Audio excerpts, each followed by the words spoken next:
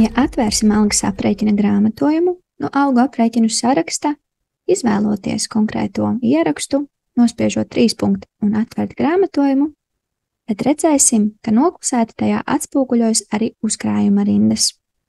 Bet, ja nevēlies, lai tās tiek grāmatotas katru mēnesi, tad dodies uz galvenajiem iestatījumiem, algu parametriem, atvaļinājumu sadaļu un uzkrātais atvaļinājuma sadaļā izdzēs norādītos kontus.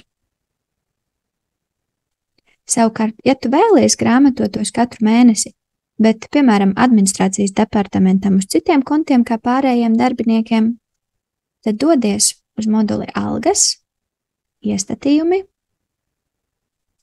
departamenti, atver konkrēto departamentu un uzkrātā atvaļinājuma kontējuma sadaļā norādi kontus.